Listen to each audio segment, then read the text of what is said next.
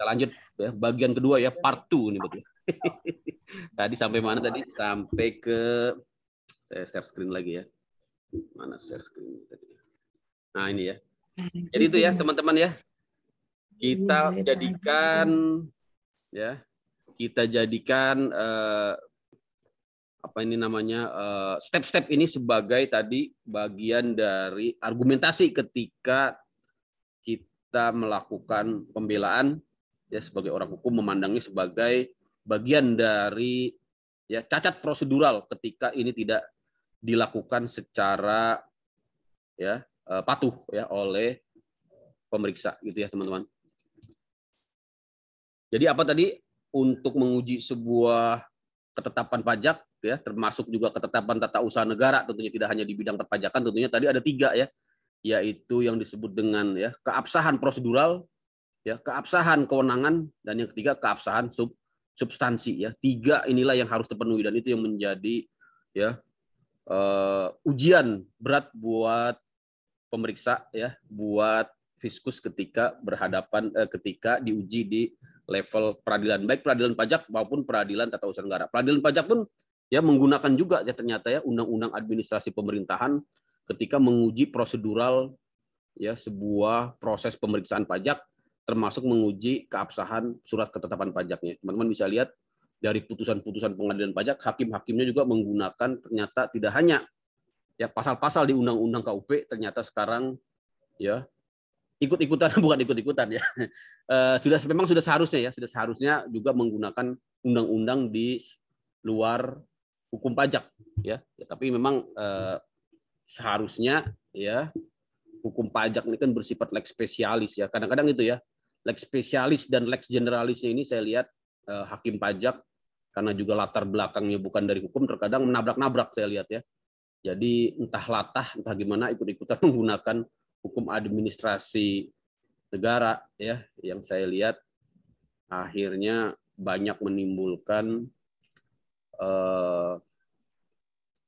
apa namanya ketidakjelasan, malah ya ketidakjelasan ya. Gitu contohnya ya. Gimana itu Pak? Contohnya ya, misalnya dengan semen ini kasus saya ya. Karena saya lihat begini, emang orang pajak memang main tabak. Yang justru menurut saya orang pajak itu main tabakan normatifnya dari KUP. Nah, keuntangan yang bertentangan itu yang dibawa ke atas gitu loh. Nah, mereka kebanyakan main di PMK kalau orang pajaknya. Iya. Nah, itu bagian kalau kita bawa ke hierarki perundang-undangan, nah mereka kalahnya di situ. Di hierarki perundang-undangan mereka tidak ngikutin. Betul. Nah, kadang-kadang di penjelasan undang-undang di KUP juga melebihi dari wewenang yang ditentukan. Jadi udah lari gitu loh. Betul. Penjelasannya dengan normanya terlalu luas. Gitu. Nah, jadi tadi saya agak menarik dari Bapak bilang yang administrasi tadi tuh Pak. Betul. Saya penasaran tuh yang maksudnya gimana ya Pak? Itu memang administrasi ada hal yang baru itu Pak.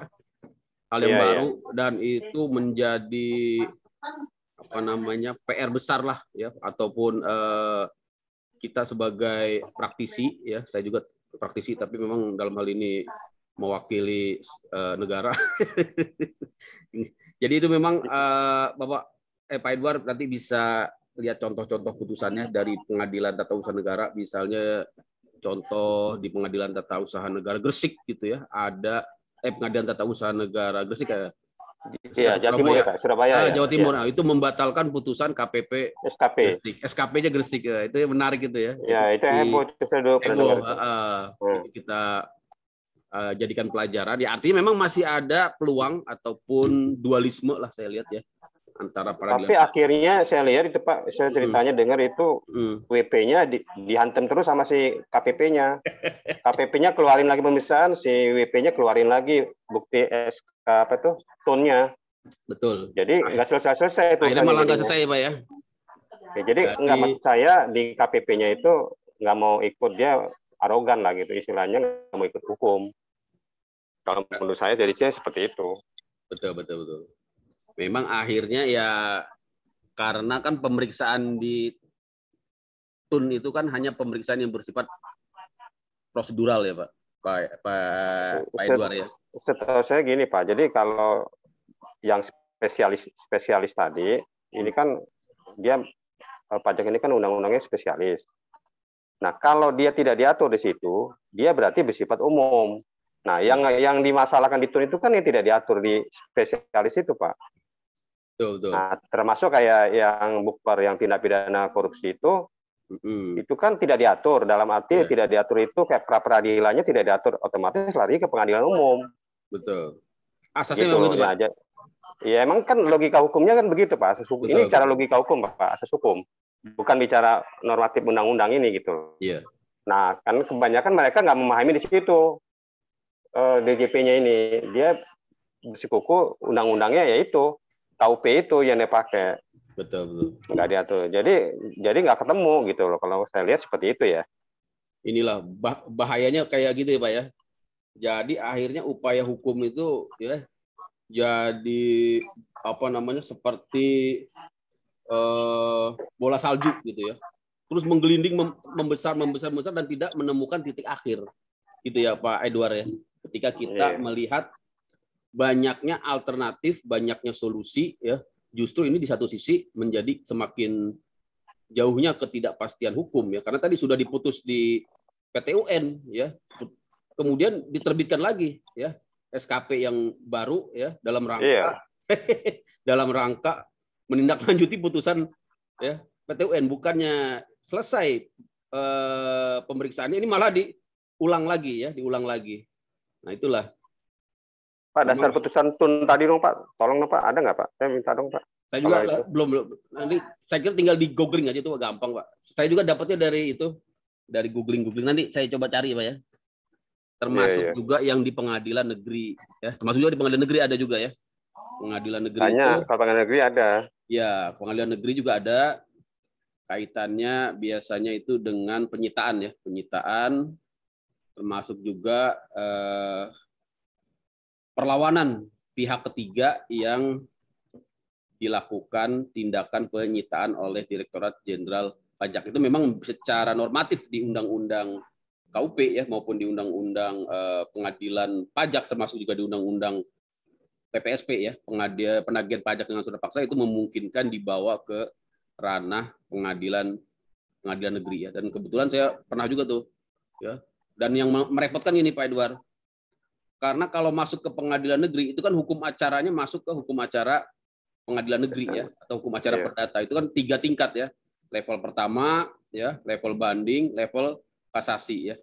Nah, ini repotnya kalau masalah penyitaan barang berupa ya barang yang selain benda tidak bergerak ya, misalnya mobil atau barang-barang yang bergerak gitu ya.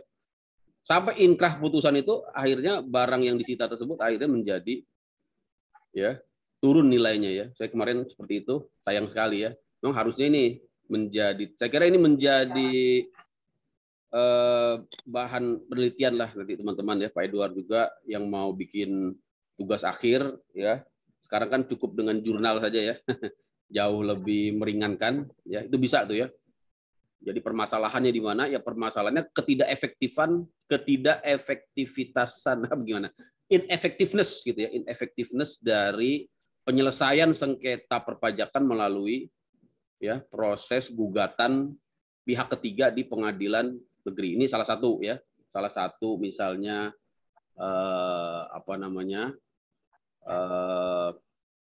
jenis riset yang teman-teman bisa kembangkan untuk tugas akhir kalau mau ambil hukum pajak. Saya kira itu ya Pak Edward ya. Ya, siapa. Jadi itu teman-teman ya untuk pemeriksaan, saya kira teman-teman bisa lihat step-stepnya lah ini ya. Ini banyak sekali alur-alurnya ya. Ini semua isinya alur-alur ya.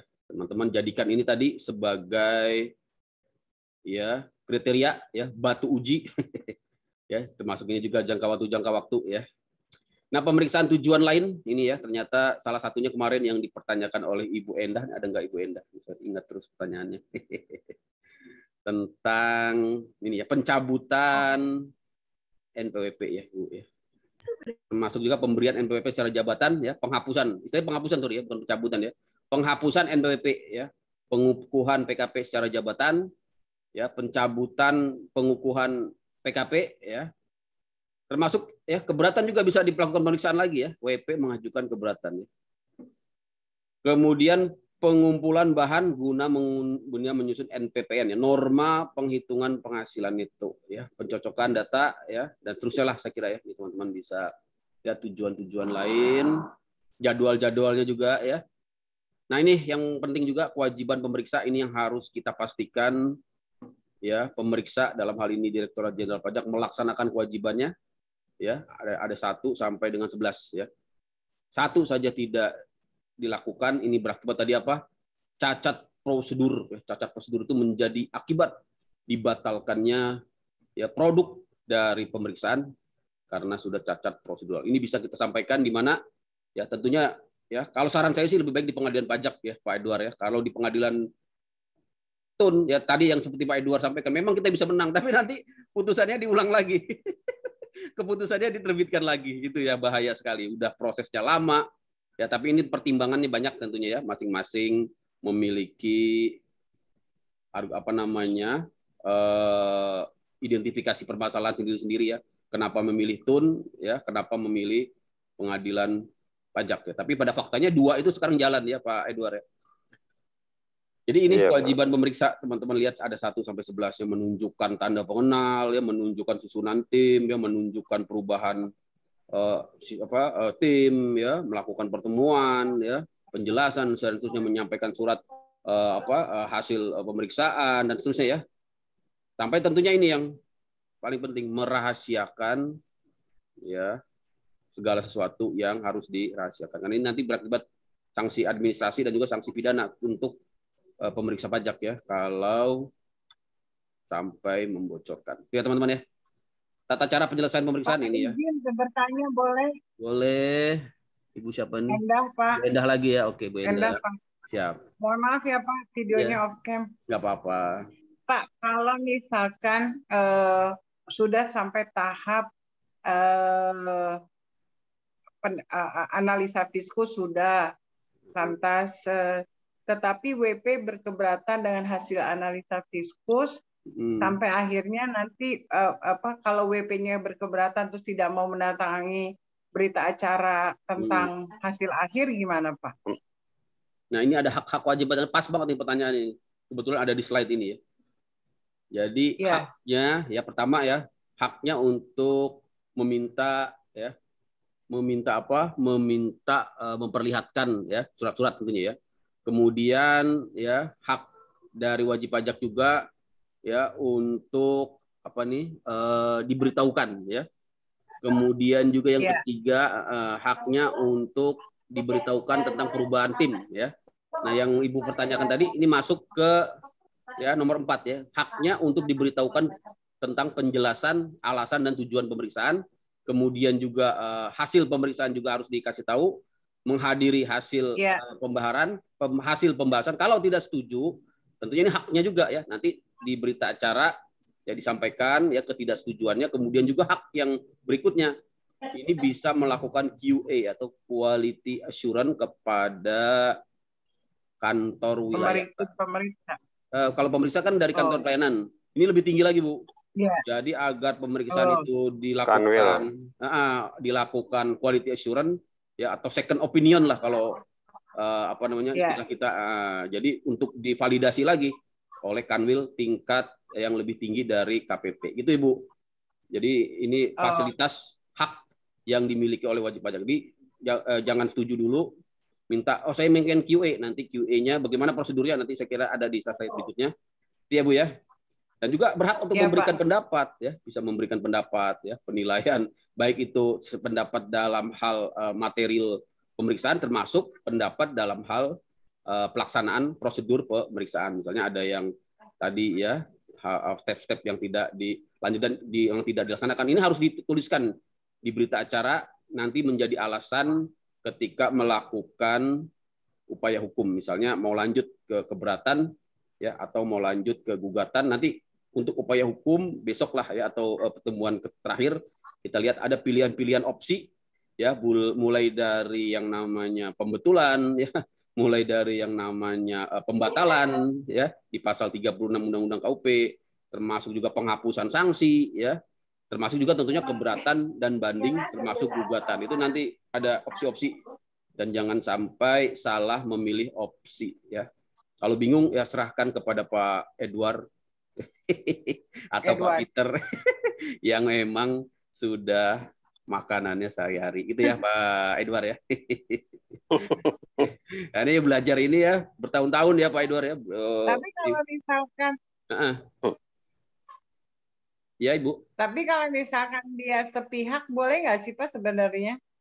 Ya kalau misalnya WP keberatan tidak mau tanda tangan berita acara, terus akhirnya mereka mungkin menandatangani secara jabatan gitu, mungkin nggak sih Pak?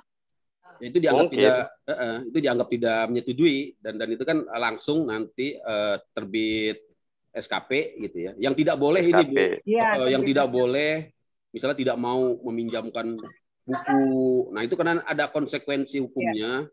Tidak mau memperlihatkan dokumen, tidak mau memperlihatkan data-data, nanti ada konsekuensi hukumnya, baik itu denda ya maupun nanti bahkan ya bisa dinaikkan ke bukper ya Pak Edward ya, kalau ternyata WP tidak kooperatif ataupun bahkan menolak untuk dilakukan pemberian. Bukper itu langkah menuju ke arah pemidanaan Bu Endah. Jadi saran saya sih ya kooperatif aja. Baik, Pak. Bu Endah kenapa nggak tanda tangan, Bu? Enggak teman aku ini ceritanya teman, Pak. Kalau nggak tanda tangan berarti nggak setuju, Bu. Berarti ngajuin keberatan. Gitu. Tapi waktunya 3 bulan ya, Bu. Oh, gitu. Iya. Buat proposal ke Pak Tony aja, Bu, biar di follow up. Biar selesai itu, Bu, cepat tuh urusannya, Bu. Buat surat kuasa itu mah. Cepat surat kuasa tuh ke Pak Tony. Siap. Berhubung nemenin terus pas ada mata kuliah ini kan jadi nanya. Oke. Pas lah itu. Iya.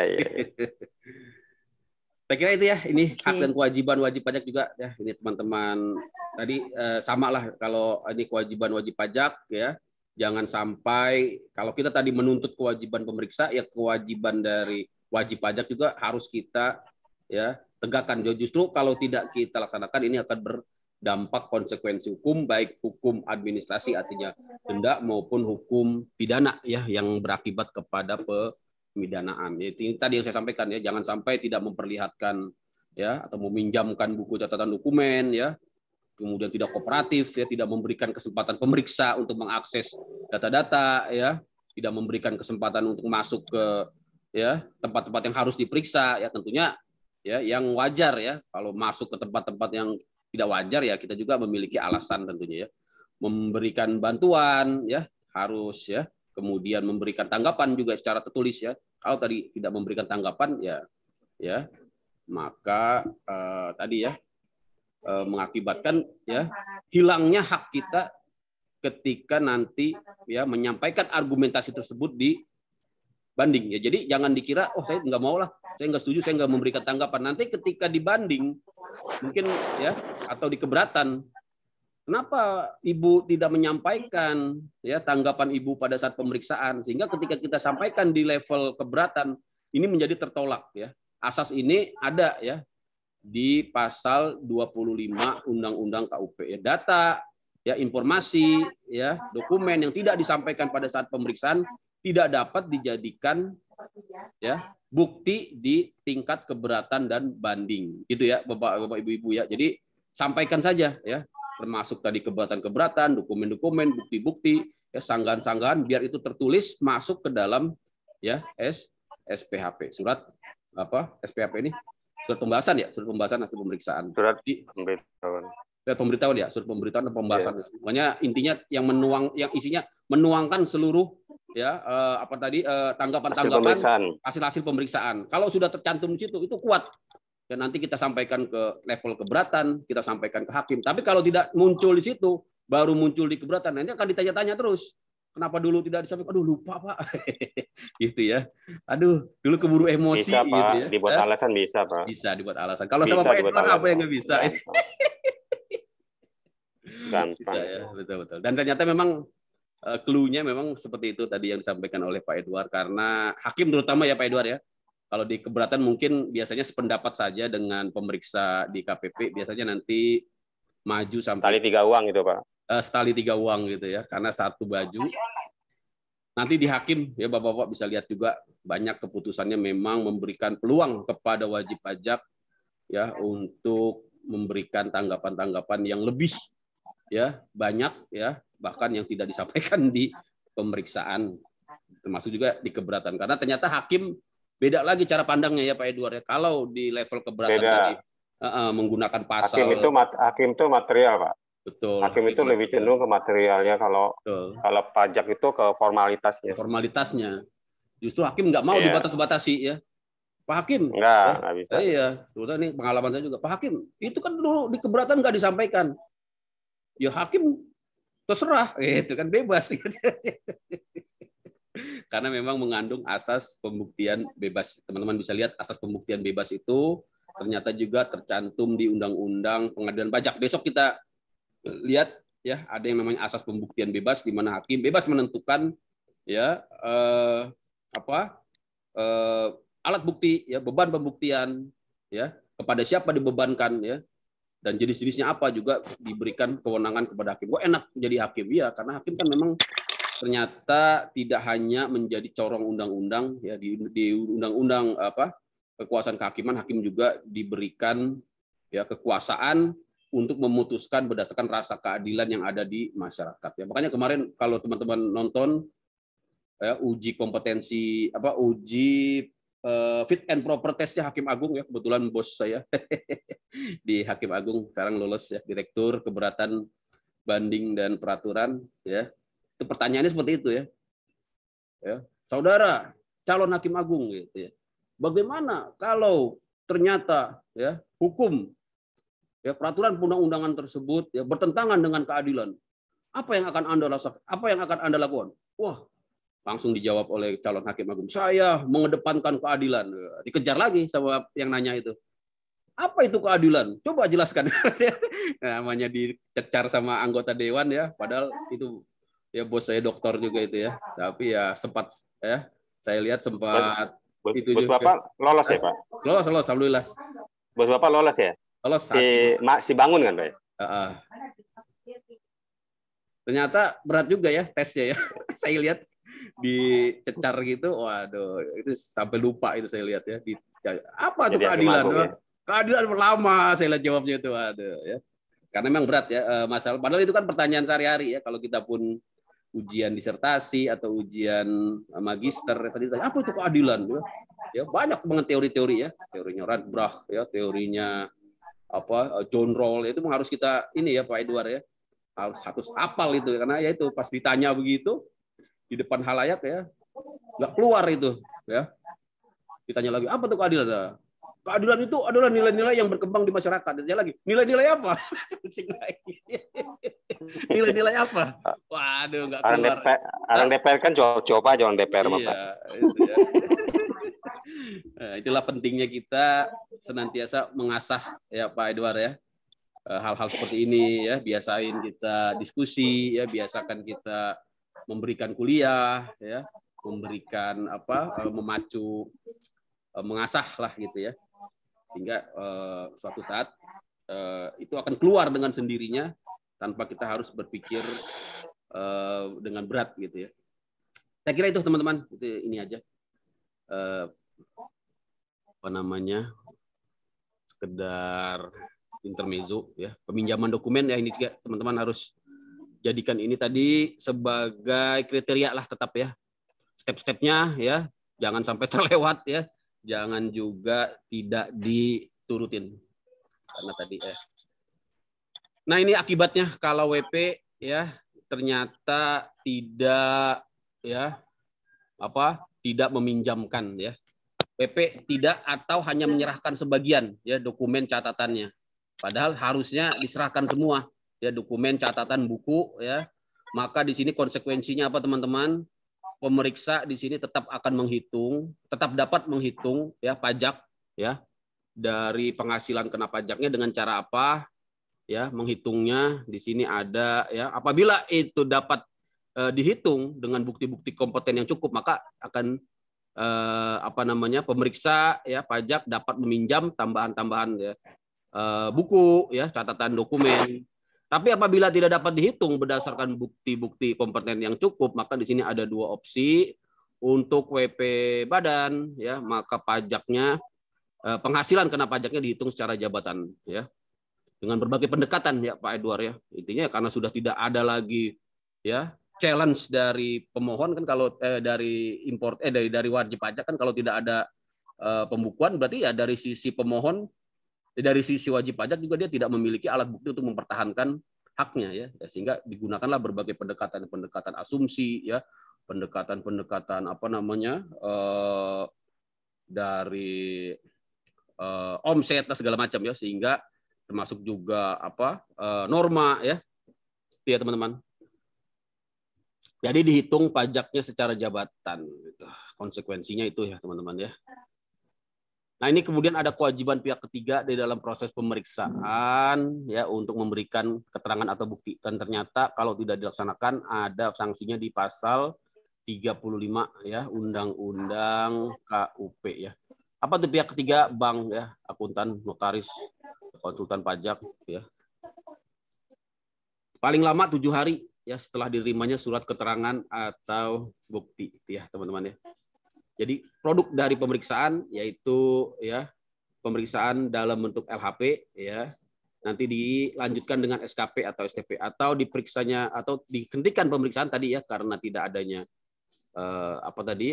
bukti-bukti tidak diserahkannya ya bukti-bukti data-data ya yang diminta, sehingga diterbitkan LHP Sumir. Ini nanti akan ditindaklanjuti dengan ya pemeriksaan SKP jabatan ya, atau bisa juga dilanjutkan ke pemeriksaan bukti permulaan ya teman-teman ya. Kalau yang bisa dihitung pajaknya langsung diterbitkan SKP ya. SKP juga tidak selalu kurang bayar ternyata ya. Ada juga yang berakibat lebih bayar ya. Ada juga yang berakibat nihil ya, bisa juga SKP tambahan yang dapat ditagih yang dapat diterbitkan lebih dari 1 kali selama jangka waktu 5 tahun. Yang terakhir juga bisa tetap diterbitkan STP surat tagihan pajak. Dan ini yang tadi karena adanya indikasi pidana termasuk tadi ya perbuatan tidak menyerahkan data, tidak kooperatif ya, maka ya dilanjutkan ke pemeriksaan bukti permulaan yang merupakan ya gerbang menuju pemidanaan. Apa itu bukti permulaan? Ya, yaitu pemeriksaan untuk menguji kepatuhan ya kewajiban perpajakan ya, dapat diusulkan ke Bukper apabila ditemukan adanya indikasi tindak pidana. Jadi tindak pidana mulai dari pasal 38 tentunya ya sampai dengan terus ke pasal 4 kalau tidak salah ya. Gitu ya teman-teman ya. Nah, Bukper ini pun harus hati-hati terutama untuk Fiskus ya untuk memeriksa, karena ada konsekuensi jangan sampai memperlambat pemeriksaan, akibatnya pasal 17B ini yang kaitannya dengan kelebihan pembayaran menjadi daluarsa. Efeknya justru bagus ini buat wajib pajak ya. Kalau pemeriksaannya berlarut-larut, sedangkan di situ SPT-nya lebih bayar, mengakibatkan nanti timbulnya yang namanya asas fiktif positif, yaitu dianggap diterima suatu permohonan ya, termasuk permohonan lebih bayar apabila diperiksa lebih dari jangka waktu yang ditentukan. Untuk lebih bayar, jangka waktu pemeriksaannya adalah 1 tahun, gitu ya. Jangan sampai ya, ini untuk Fiskus terutama ya, pemeriksaan bukti permulaan mengakibatkan ya jangka waktu penyelesaian permohonan kelebihan terlewati. Karena kalau sudah lewat tadi berlaku asas fiktif positif ya, harus dikembalikan berdasarkan hukum, berdasarkan undang-undang, walaupun belum ada SKP lebih bayarnya, karena sudah ada yang namanya asas fiktif positif tadi ya. Ya, teman-teman ya. Ini pemeriksaan Bukper, teman-teman bisa lihat di sini ya. Mulai dari adanya IDLP ya, informasi data laporan dan pengaduan ya, kemudian dikembangkan analisisnya ya. Kemudian dilihat apakah sudah ada SKP-nya ya. Baik yang sudah ada maupun yang belum ada ya, dilihat lagi apakah sudah ada dugaan tindak pidana, baru dilanjutkan ke Bukper. Saya kira itu ya, ada Bukper terbuka dan ada Bukper tertutup. Nah, ini mungkin yang tertutup yang ngeri-ngeri sedap karena tanpa pemberitahuan secara tertulis kepada wajib pajak. Gitu ya. Untuk yang terbuka disampaikan langsung atau melalui pos ya, atau melalui fax atau melalui jasa kurir kepada wajib pajak. Gitu ya. Bisa juga melakukan penolakan. Nah ini akibatnya kalau menolak bukper langsung dilakukan penyidikan itu ya. Jadi memang sebisa mungkin nggak usah tolak-tolakan ya Pak Edward ya. Atau kalau memang itu ya serahkan ke Pak Edward ya. Cara menolaknya mungkin Pak Edward lebih pas lah gitu ya. Karena ini efeknya kalau menolak dilakukan pemeriksaan masuk langsung ke penyidikan. Jangka waktunya ini ya. 12 bulan bisa diperpanjang sampai maksimal 24 bulan. Ya, jadi nggak bisa ya bukper terus sampai bertahun-tahun ya. Ada maksimalnya. Nah ini yang tertutup juga sama ada maksimalnya ya. Saya kira itu teman-teman ya. Jadi ini grafiknya apa namanya asas ultimum remedium ketika pemeriksaan tersebut ya dapat dilakukan istilahnya penghentian penyidikan. Ketika pemeriksaan bukper ya dilakukan lanjutkan ke arah penyidikan ya atau dilanjutkan ke arah pemeriksaan, maka di sini teman-teman bisa melihat ya dapat dihentikan. Pertama dihentikan berdasarkan hukum ya, batal demi hukum karena tersangkanya meninggal ya. Pasal 44A atau batal karena memang sudah ada ya penyidikan yang dihentikan berdasarkan pasal 44B yaitu berdasarkan asas ultimum remedium di mana dihentikan karena ya sudah mengaku dan membayar denda sebesar 300% ya di Undang-Undang Cipta Kerja. Kalau peristiwanya sebelum Undang-Undang Cipta Kerja tentunya masih menggunakan KUP yaitu membayar 400% ditambah dengan kekurangan pajaknya. Ya. Ya teman-teman ya. Saya kira itu ya. Nah, pembetulan ya. Ini kok pembetulan. Jadi walaupun kemarin sih sudah saya sampaikan tapi ini lebih jelas di sini ya. Walaupun sudah dilakukan pemeriksaan bukper, pembetulan oleh wajib pajak atas SPT itu sebenarnya masih dapat dilakukan, tapi istilahnya bukan lagi pembetulan tapi yang disebut dengan apa pengakuan ya atau apa namanya kemarin pengungkapan ya Pak Edward ya pengungkapan ketidakbenaran jadi tidak lanjut sampai ke penyidikan ya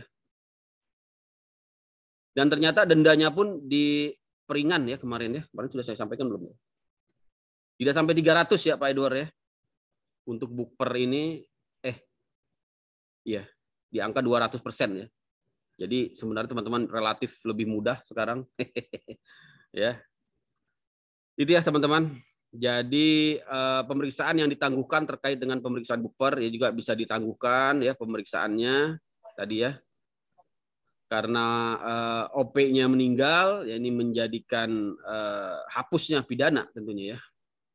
Atau ternyata tidak ditemukan bukter juga ini menjadikan pemeriksaannya ditangguhkan ya atau adanya tadi putusan pengadilan ya maka kalau bukpernya ditangguhkan tetap dilanjutkan pemeriksaan biasa gitu ya dilanjutkan ke pemeriksaan biasa atau bisa juga pemeriksaannya juga dihentikan ini kalau dalam hal apa kalau dihentikan kalau ya melakukan tadi ya pengungkapan ketidakbenaran perbuatan jadi langsung case close di sini ya case close ini yang disebut dengan asas ultimum remedium ya ini menggunakan pendekatan hukum perdata sebenarnya yaitu ya semacam kesepakatan ya atau mediasi ya atau apa namanya menggunakan asas oportunitas ya dulu itu disebut juga asas oportunitas ya semacam deponering tapi ini lebih apa namanya lebih ke depan jadi sebelum pemidanaan sudah dilakukan asas oportunitas ini ya dan di Undang-Undang Cipta Kerja ternyata juga diperluas ya bahkan nanti sampai ke proses persidangan di Undang-Undang HPP ya selama belum dilakukan penuntutan masih bisa dilakukan penghentian penyidikan jadi memang jelas ya hukum pajak ini semakin mengarah kepada apa tadi penghentian ataupun memberlakukan pemidanaan sebagai upaya akhir ya teman-teman ya Atau pasal 44B ya, 44B tadi ya, kalau juga dilakukan upaya damai, upaya damai ya, atau istilahnya tadi apa? Asas oportunitas, yaitu Menteri Keuangan berdasarkan ya persetujuan dari meminta kepada Jaksa Agung untuk menghentikan penyidikan dengan membayar denda sebesar 300% ya kalau di Undang-Undang Cipta Kerja. Bahkan sampai masuk ke sidang pun selama belum dilakukan penuntutan di Undang-Undang HPP diperluas lagi ya. Bisa juga dihentikan ya. Jadi opsinya sekarang dibuka terus ya.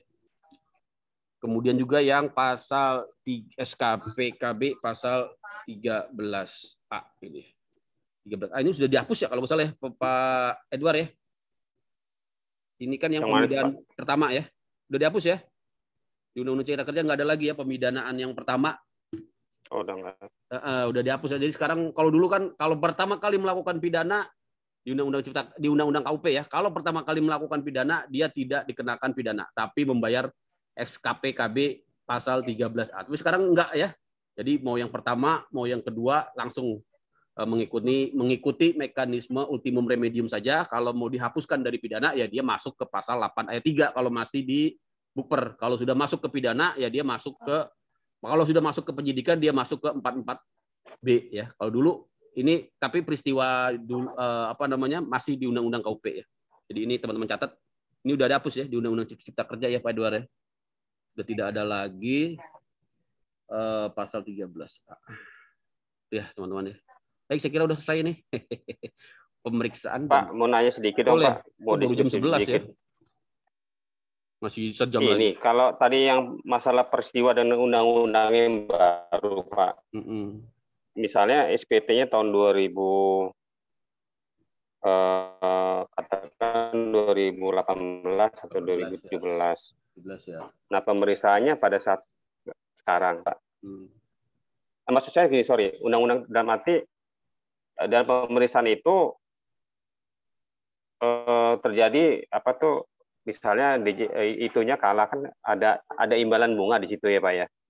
Dalam arti maksudnya si DJP waktu itu kan ngasih SKP KB kurang bayar.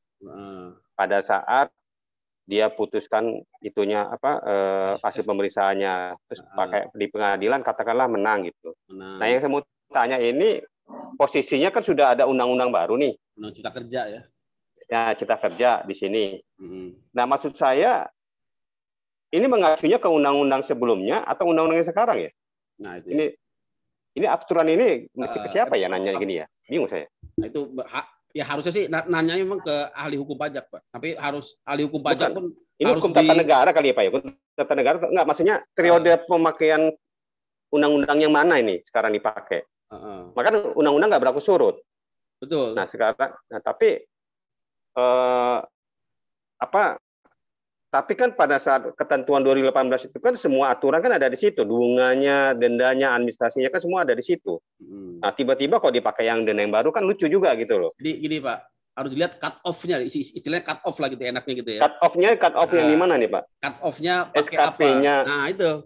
Cut off-nya cut off apa nih? Harus dicek lagi nanti di pertama ya tentunya